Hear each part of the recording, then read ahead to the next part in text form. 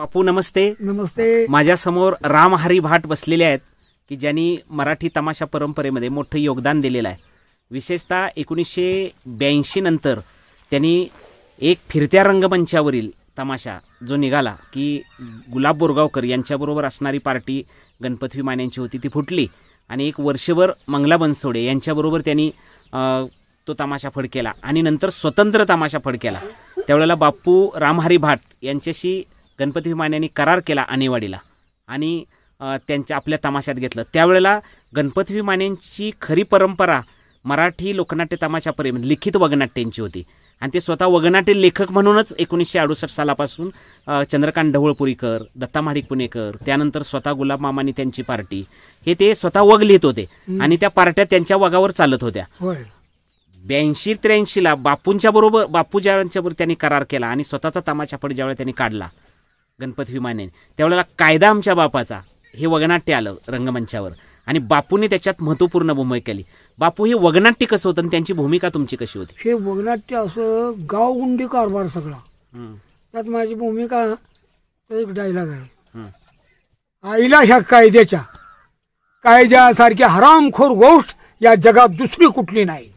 माणसं म्हणतात कायदा गाढव आहे, पण मी पट्ट्या म्हणतो कायदा एक गाढव नसून 10 गाढव आहे. म्हणून साठी कायद्याच्या सगळ्या पुस्तकांचा गट्टा बांधून गटारात नेऊन फेकला पाहिजे. कोर्टात लुटूपुटूचं भांडण करणाऱ्या झाडून साऱ्या वकिलांच्या डोसक्यावर यल्लामाचा जग देऊन साल्यासनी सौंदतीला नेऊन लेम नेसायला लावलं पाहिजे. आईला ह्या कायद्याच्या हा डायलॉग. वा वा वा. मग ते आणि कोण कोण पात्राशी कसा तुमचा संवाद व्हायचा? आता दुसरा जे पोलीस पाटील, पोलीस पाटलाचा डायलॉग आहे, आईला ती शांती काय मनातनं हटना, वट वागळ सारखी मनात लोंबकळायला लागली. आता मी तिच्या भावाला रंग्याला नोकरी लावतो म्हटलोय, पण नोकरीचं कंची लावायची एवढा माझा तर वशील आहे. पण बाय मिळवण्यासाठी नुसत्या बाता आणायच्या एवढं. कोण म्हणतो हे कुठलं पात्र? पोलीस पाटील. पोलीस पाटील म्हणतात. हा, ते पात्र कोण करत होतं? मी काही दिवस केलं, पुन्हा सरपंचाचं मी बी करत होतो. बरं, ह्या पत्राचा संवाद काय होता? डायलॉग एखादा? मग इथं थांबला का? हा. मग त्या शांताचा भाऊ रंगा, राम राम साहेब, रगत पित्यावाने हात जोडून साहेब म्हणून हात कोणाला बी जोडत जाऊ नकोस, राम राम पाटील म्हणत जा. अरे तू एकटाच आला तुई ते का? शांता बी आली. अरे मग तिला हात बोलली होती. अरे पोलीस पाटलाचं घर म्हणजे काय मारुतीचं देवळ आहे, बायका माणसाने कसं आज जायचं म्हणाय. बोलू राम राम पाटील. आता कसं गोड वाटायला लागलं शांता, आणि बाहेरच थांबली तुझी. बरं आता बोल. रंग्याला नोकरी कंची लावली. आता काय पाटील मी एवढा शिकलोय तेव्हा फौजदाराची नोकरी, शिक्षणाचं जोड बाजूला, वशिला असल्यावर शिक्षणाला कोण विचारतोय तुला? हे वायरमनाची नोकरी लाव का? मग पाटील चांगलंच आहे की, हे पण ते बी नोकरी मला पसंत नाही. माकडावानी डांबावर चढायचं, पडलं बिडलं वरनं खाली, नाही शाक लागून मेलं काय घ्या. शिवाय लाईन गेल्यावर नाही तसल्या गावानं शिवाय द्यायच्या, अगदी पावसाला दिल्यागत. त्यापेक्षा मिळकतीची रुबाबदार असणारी वजन मारणारी नोकरी म्हणजे पोलिसाची. मग पाटील मला पोलीसच करा. रंगा म्हणायचा, पोलीस करतो म्हणा, पण पोलीस झाल्यावर मला तर पकडायचा नाहीच नव्हता. अरे खरं सांगतोय मी, एकदा खाकी कापड बेट्यांच्या अंगावर आलं की लगेच डोळं उपराट होत्यात. म्हणून म्हटलं छा पाटील तसा कसा करीन मी, तुमच्यासाठी जीव देईन मी. हा, पहिल्यांदा जीव देणं असं शपथ द्यायची देशाची आणि पुन्हा वागायचं तसंच वागायचं. बरं ते जाऊ दे. पोलीस झाल्यावर तुला एक करावं लागल, तुला दारू प्यायला शिकावं लागल. पाटील पोलीस दारू बंदी आहे, आल्या का पोलिसच बंदी आहे म्हणून काय जनतेला बंदी आहे म्हणून काय पोलिसाच बंदी आहे तेव्हा. आणि तुला तर कुठं पैसे देऊन प्यायचे. गेला धंद्यावर सँडल वाजवत ताड धंद्यावर गेला, मारली 9 टाक 2 9 टाक पावशर दारू बी प्यायची, त्यांच्याकडे हप्ता मागून घ्यायचा. आपण त्यांचीच दारू प्यायची, त्यांना हप्ता कसा मग काय तुला हरिश्चंद्राची गोष्ट सांगतोय. अरे पोलिसांना छातीने काळी बाजूला काढून ठेवलं पाहिजे. मुंगीला सुद्धा काळीच आहे, पण बिगर काळजाची अवलाद म्हणजे पोलिसाची. आता काळीच ठेवून काय दगडाचा पोलीस होतो. होय होय पाटील, मग तसंच करतो. हे संवाद असायचा. संवाद असायचा. अहो, त्या कायदा आमच्या बापाचा ह्या वगनाट्यामध्ये शंकरमाने कुठली भूमिका करायची? येडी रंग्याची भूमिका. हा आता आहे हा, ना रंगे. हा. ती रंग्याची भूमिका तो करायचा. हा हा हा. मी पाटलाची भूमिका करायची. वा वा वा. मग दोघांच्यातला संवाद चालायचा जोरात तर आता सांगितलेला. ते रेप राईट करत येणार, संवाद चालूच असायचा. काय गणपतराव माने यांना हे वगनाट्य कसं सुचलं असावं? ते मला त्या वगनाट्यावरूनच मला दान द्या दादा कुंकुवाचे तुकडं दिलेत. हे सुचलं. तुकडं उचलत, तसं दान द्या कुंकू तसं तुकडं उचलतच. म्हणजे तुम्ही त्यांच्या पार्टीत असताना सुद्धा लिहायत होता स्वतः? तर आम्ही दोघं संघच लेखक. हा. त्यानं भिल्लाची टोळी वगैरे लिहिला, त्या काळातच विडी झाली पतीसाठी मी लिहिला. आज विडी झाली पतीसाठी अवसांबून जोड्याच्यात केला, आणि त्यानं भिल्लाची टोळी काळू वाळूच्यात केला. मग पुढं मग आम्ही तिथनं सुरुवातीला भिल्लाची टोळी हा फारस होता, आहे की नाही? फारच होता, आणि ते भिल्लाची टोळी वगनाट्य केलं त्याने. हा हा हा. बापू, हे कायदा आमच्या बापाचा वगनाट्य कुठं कुठं चाललं हो? किती वर्ष? सगळीकडे चाललं. आणि त्या आम्हाला प्राधान्य असं मिळालं. कलाकार सगळी चांगलीच होती. गणपत टोकले याला विचारायचो. हो. त्या आबू लवाराचं काम करायचा. हो. पुन्हा ती आकाताई कराडकर ती सायराचं काम करायची. त्या वाघाला म्हणजे वग लावला की माणूस हसतच घराकडे जाणार. कुठं कुठं तमाशा त्यांचा त्या केला? गावात एखादा घडलेला प्रसंग कायदा आमच्या बापाचा वगनाट्य ऐकून तुम्हाला प्रेक्षकांनी काय प्रतिक्रिया दिल्या? विदर्भात बीड, उस्मानाबाद, नांदेड, परभणी, नागपूर पर्यंत त्या वगाची मागणी पब्लिक करत होत. तिथनं पुढं मग त्यांचं वगनाट्य, जुने वगनाट्य काढली, लग्नाआधी कुंकू पुसले. त्यांना प्रतिसाद तेवढा नाही, पण कायदा आमच्या बापाचा हे वगनाट्य 4 वर्ष एकसारखं चाललं. इंदिरा ज्या वेळेला निघाली त्यावेळेला कायद्याचा दम कमी झाला. 84 साली. हा. आणि कायदा आमच्या बापाचा या वगामध्ये असं ह्या भूमिका चांगल्या गाजत होत्या असं तुम्ही सांगितलं. एखादा या वगाच्या बाबतीत वाईट अनुभव पण आला असेल की कुणी आलं का बाबा विचारायला? कारण पाटलाची भूमिका रगेलपणा तुम्ही दाखवता. नाही, मला पोलीस आलतं भेटायला. हा. काय मुंबईत. हा. मॅनेजर म्हटले तुम्ही पोलिसाच्या बाबतीत असं बोललाय, मुंगीला बी काळी जाय पण बिगर काळजाची अवलाद म्हणजे पोलिसाची, हे केलाय. मग ती मला कशीच भीती वाटते. हो. ते पोलीस आले म्हणले कसलं वाक्य वापरलं तुम्ही? काय म्हणलं हे वाक्य वापरलं म्हणून त्या वाक्य वापरलं, त्या वाक्यासारखी जो पोलीस का तो वागतोय आता. हो. बरं, ती माझी चूक नाही. लेखकानं जे लिहिलंय त्याचं सादरीकरण करणं माझं काम आहे, मी केलंय ते. मग तिथनंच मला भेटून पोलीस गेलं बाहेर. मान्याकडे कवा जातो माने त्यावेळेला म्हणजे साहेब, वकील साहेब बसल्याचं का त्याच्याजवळ कोण येत नव्हतं. त्यांचा कडक स्वभावच होता. कडक स्वभाव होता. कडाक्यातच बोलणार, हायवे नाही. कायदा आमच्या बापाचा या वगनाट्यानं गणपतराव माने यांच्या तमाशामध्ये इतिहास घडवलाय. बीड जिल्ह्याजवळ गाव आहे बारकाचं, मला काही कल्पना नाही. एक पोलीस दारू पिऊन आलता, त्या पोलिसाला अक्षरशः हात पाय बांधून गणपत मानेनं रावटीत टाकलं. फोन नंबर सांगतो त्या साहेबाला तुला सोडणार नाही. तर तमाशा संपेपर्यंत त्याला बांधूनच टाकला होता. असला माने होता. पुन्हा साहेब आले, त्याला म्हटले बंदोबस्तासाठी पाठवलाय काय या पोरी बघायला आमच्यातल्या? काय कशासाठी पाठवलाय? तर माने साहेब आता सोडा त्याला.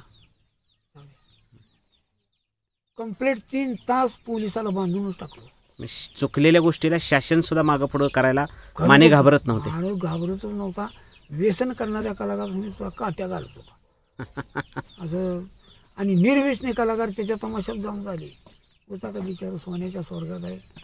त्याच्यामुळं बऱ्याच कलाकारांचं कल्याण झालं असं गणित. मानेंचा तमाशा म्हणजे महाराष्ट्रामध्ये त्याच्यातल्या कायदा आमच्या बापाचा ह्याच्यातलं शिलकार वगैरे कसा होता काय?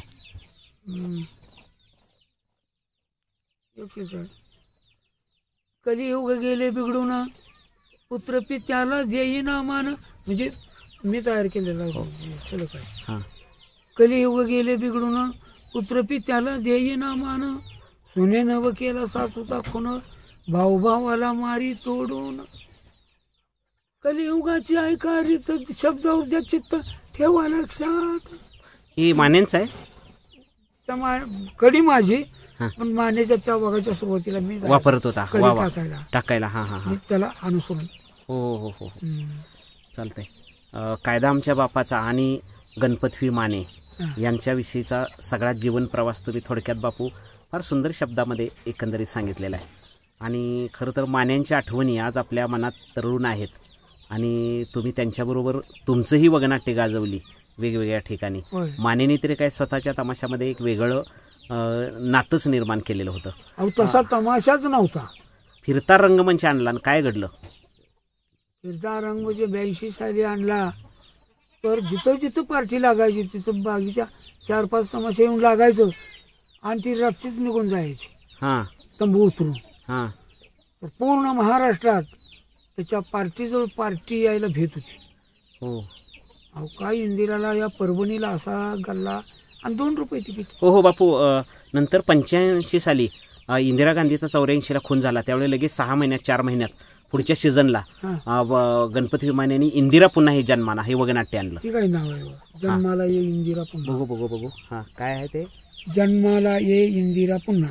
हे कसं काय तुम्ही गोंधन करून घेतलं? कारण त्या वगातली भूमिकाच माझी तडकदार होती. कुठली? दिदार सिंग. विलार सिंग. हा. हां त्या वगाचं थोडक्यात कथानक सांगा.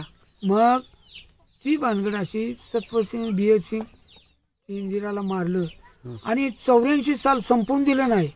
इंदिरा मेली आणि दुसऱ्या महिन्यात अरे वा. लगेच वगनाट्य काढलं. 31 ऑक्टोबरला ते लगेच तुम्ही नोव्हेंबर डिसेंबरला आलंच. अहो दिवसभर लिहिणार आंघोळीला जाऊन आणि संध्याकाळी बघा ते कलाकारांनी घ्या लिहून घ्या. अवघ्या 7व्या दिवशी वगनाट्य पूर्ण लिहिलंय. स्टेजवरच आणलं. पंढरपूरला स्टार्ट झाला त्याचा. 31 ऑक्टोबर 1984 साली हा इंदिरांचा गांधींचा खून झाला आणि त्यानंतर तुम्ही दीड महिन्यामध्ये मानेने ते लिहून नोव्हेंबर डिसेंबरमध्ये ते वगनाट्य रंगमंचावर आणलं. म्हणजे 84-85 हा सीझन. हा. तर या वगनाट्यामध्ये हे काय त्याची इंदिराची भूमिका कोण करत होतं आणि ते कलाकार कसे होते? इंदिराची भूमिका गणपत मानेची भाऊजाई शंकर मानेची मालकी अनुरुद्रा नाव तिचं. सविंदनेकर. आम्ही बाळाबाई बाळूबाई सविंदनेकर. हा. काय भूमिका कशा करायच्या त्या? काय भूमिका तिची? ती उभा राहिली की चालू होत होती. आर के धमनजी कुछ जरूरी काम के वास्ते मुझे बाहर जाना है, तब तक आप पंजाब के बारे में सोचेंगे. अशी तडफदार भाषा आणि सगळं शिकत सगळं. आणि परभणीला तमाशा लागल्यावर आम्हाला कलाकारांनी तिथल्या शीख लोकांनी गांधी चाकू घालून कालीन म्हणून भ्या घातलं. हो आता हो तलवारी घेऊन शीख सगळी शिखांच्या विरोधात असल्यासारखं ते वाटायचं पण नव्हतं. हा. बिद्रन माल्या म्हणजे शिखांच्या पाठिंब्यात होते ते. ओके. पण शिखांनी थोडस त्यांच्यात संरक्षणाला शीख होते. मग त्यामुळे ते खवळले. आणि मग मान्याने जाऊन स्टेजवर सांगितलं, अयो म्हणला तुम्ही वगनाट्य बघा आणि तुम्हाला कुठं तुमचा अपमान झाल्यासारखा वाटतोय ते मला उद्या सकाळी सांगायचं. पण आता पब्लिक फुल झाली. 7-8 हजार पब्लिक आले आणि अजून तिकीट चालूच होती. हा प्रसंग तुम्ही फार अंगावर आल्यासारखा सांगितलेला आहे इंदिराच्या बाबतीत. तर नाही.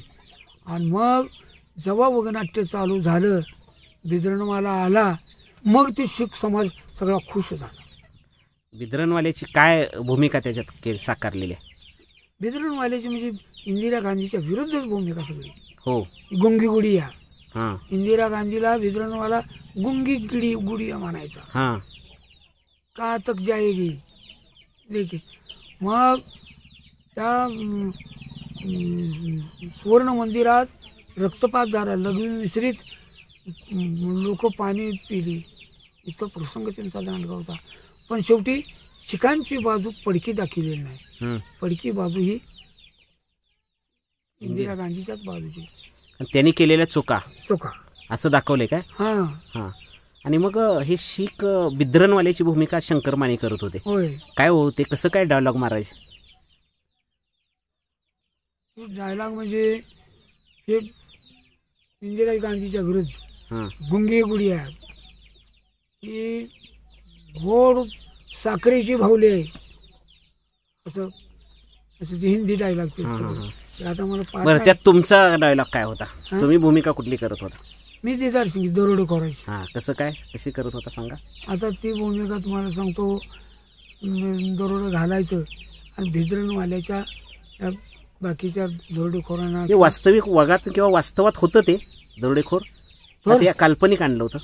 नाही नाही नाही त्या बघण्यात त्यात आहेच सर, पेपरला होतं. हां, बिद्रणवाल्याला सहकार्य करणारा, भिद्रणवाल्यांना सहकार्य करणारी माझ्यासारखी म्हणजे चोऱ्या करणारी माणसं, दिदार सिंग, सरबत सिंग, पुन्हा म्हणजे चोऱ्या करून ती मदत करणारी त्यांना. थोडं बँका फोडत. हम्म. मग ते माझं फोटो एक आहे की त्यात बँकेची पेटी. बरं, काय तुम्ही ते कसं डायलॉग तुमचा एखादा गाजलेला त्यात? आता त्यातला डायलॉग बघा ती सगळा विनोदी डायलॉग असं द्या ना थोडा. हां हाँ, चलो जाएंगे अब वो बैंक पर दरोड़ा डालेंगे. हाँ डालेंगे, चलो उठाओ. मग ती बँक फोडायची आणि ती सगळ्यांनी लूट आणायची. त्यावेळेला शीख म्हटल्यानंतर शीख कार्य चालू, केस कंगी कट्यार हे सगळे हत्यार बनतच पार्टी. मग ती सगळं आणून सुवर्ण मंदिरात हे द्यायचं.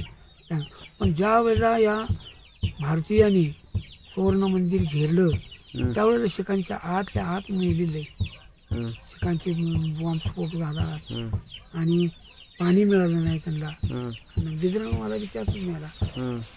मग ते बिद्रणवाला नेलं, बाहेर प्रेत आणलं. त्यातलं काय आता म्हणजे हे सगळं कथानक फार सुंदर पद्धतीनं माने यांनी रंगलेला आहे आणि तो वग बसला आणि तो फिरत्या रंगमंचावर गाजला. आणि त्या वगानंच खरं पैसे कमवले. हो बंगला बांधायची सुरुवात 84 साली केली. हो हो. 84 सालापासून ते जवळजवळ मानेंचा शेवट तमाशा फड होता तोपर्यंत 90-91 पर्यंत सुद्धा ते 90ला शेवट झाला. आणि 91ला पुन्हा बाबासाहेब हां माने हां, ते पण आणि बिंटू मानेने ते काढला. ते बिंटू माने हां हां. आणि त्यानंतर शंकर मानेना पण 2-3 वर्ष काढून दिला होता. काढला. हां मी शंकर मानेच्याच होतो. हां. पण ते चाललं नाही सर. असो बापू, फार सुंदर शब्दामध्ये गणपती माने यांच्या कायदा आमच्या बापाचा आणि इंदिरा पुन्हा हे जन्माला या 2 वगनाट्यांच्या आठवणी तुम्ही सांगितल्या. तुम्ही प्रत्यक्ष त्या वगामध्ये कामं दोन्ही केलेली आहे आणि माने यांना जवळून पाहिलेलं आहे. दोन मित्र दोस्तच असले. हो हो हो. आणि या सर्व आठवणीत आपण फार चांगले रमलात. आता पुढचाही भाग आपण मानेंच्या काही आठवणी योगायोग आल्या तर विचारू किंवा लोकांच्यापर्यंत किंवा रसिकांच्यापर्यंत पोहोचवणार आहोत. धन्यवाद.